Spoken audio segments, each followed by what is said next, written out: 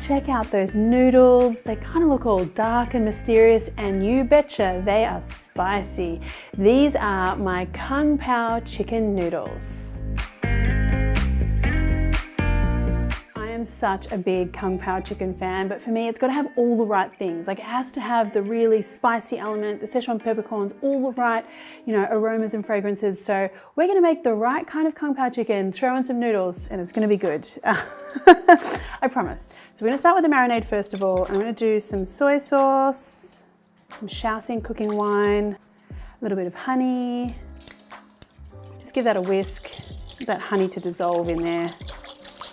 And in goes my chicken. And here we're starting with layering the flavors here. We've got the salty, we've got the fragrant like Shaoxing wine, but we also need a stir fry sauce. And this one's really important to get right, I think, for like a really good Kung Pao. So I need soy sauce here again, and just a little dash of dark soy sauce, really just to give us that, dark and mysterious, lovely kind of color. And then here's the really secret ingredient that I think a lot of Kung Pao recipes miss out on, and that is vinegar. You don't want it to be just sweet and salty. You want that little bit of a tang to the sauce as well. And now some sugar and some corn flour to thicken everything up. And just give that a mix. Now with my spring onions here, I like to slice up the pale part of the spring onion.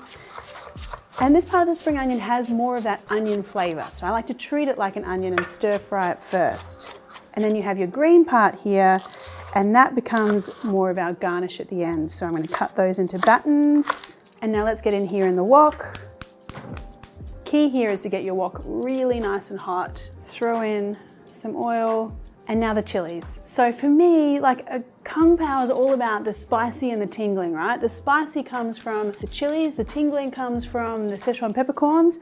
So I'm gonna put in a whole lot of chili here. That's just me though. You could tone it down a little if you want. And I like to do this kind of rough. I want some small pieces, some larger pieces. Small pieces you're gonna kind of chew into and get that pop of spice, and the larger ones are just kind of gonna flavor the oil and the sauce a little bit. Now add in the white part of your spring onion first. So I said that's sort of more like your onion flavor. And then we want garlic, ginger, and Szechuan peppercorns. So things are smelling great in here now. We're gonna go in with chicken.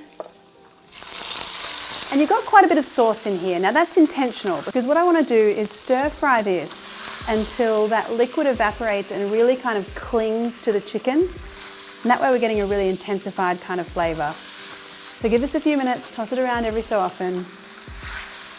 So now you can see that most of that liquid has evaporated. So if I pull that apart there, we've just got the chicken and the aromatics. That's looking really good. So now it's time to get my noodles going. So I'm just going to use some of these packaged noodles. They're pre-cooked, so they just need a little bit of softening in the water so they break apart. All right. And the trick here is to cook the noodles just until they break apart, because otherwise they'll overcook and get all soggy in the pan. Okay, so these are looking pretty good. I'm just gonna sort of drain and toss them straight into my chicken.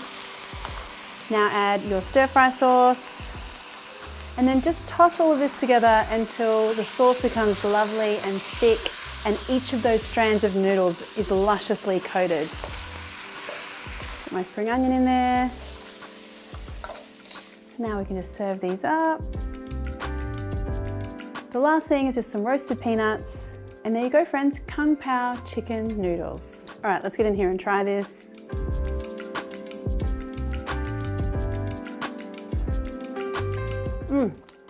It is such a big explosion of flavor. I mean, it's spicy, like up front, and it's kind of tingling, and you're getting all that saltiness and all the good things. Slight tang from the vinegar. So good.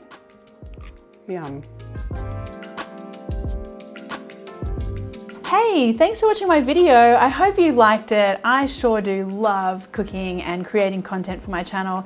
And if you enjoyed it, then why not hit the subscribe button and maybe that little bell as well? Because if you hit the bell, then you'll get a notification every time I'm cooking something delicious.